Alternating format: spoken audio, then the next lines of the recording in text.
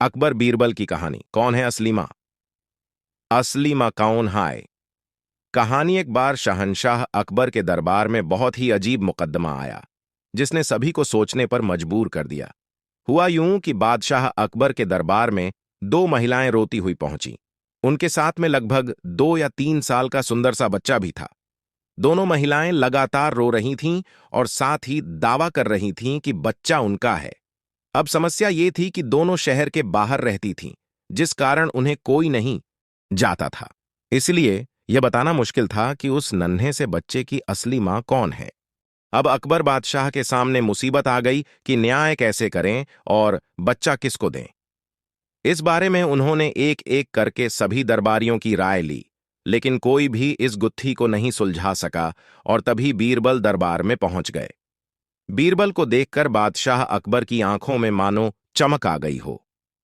बीरबल के आते ही अकबर ने इस समस्या के बारे में उन्हें बताया। अकबर ने बीरबल से कहा कि अब तुम ही इस समस्या का समाधान करो। बीरबल कुछ सोचते रहे और फिर जल्लाद को बुलाने के लिए कहा। जल्लाद के आते ही बीरबल ने बच्चे को एक जगह बैठा दिया और कहा, एक काम करते हैं, इस बच्चे के 2 टुकड़े कर देते हैं। एक एक टुकड़ा दोनों माओं को दे देंगे। अगर इन दोनों महिलाओं में से किसी एक को यह बात मंजूर नहीं है तो जल्लाद उस महिला के 2 टुकड़े कर देगा।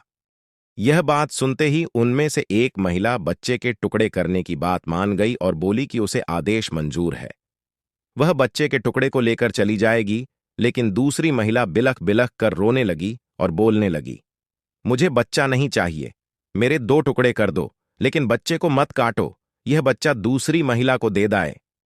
यह देखकर सभी दरबारी मानने लगे कि जो महिला डर की वजह से रो रही है वही दोषी है। लेकिन तभी बीरबल ने कहा कि जो महिला बच्चे के टुकड़े करने के लिए तैयार है उसे कैद कर लो, वही मुजरिम है। इस बात को सुनकर वह महिला रोने लगी और माफी मांगने लगी, लेकिन बादशाह अकबर ने उसे जेल में डलवा दिया। बाद में अकबर ने बीरबल से पूछा कि तुमको कैसे पता चला कि असली मां कौन है? तब बीरबल ने मुस्कुराते हुए कहा, महाराज, मां सारी मुसीबतों को अपने सिर पर ले लेती है, लेकिन बच्चे पर आंच भी नहीं आने देती, और यही हुआ।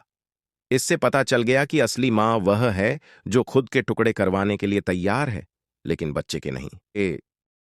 बीरबल की बात सुनकर बादशाह अकबर एक बार फिर बीरबल की बुद्धि के कायल हो गए।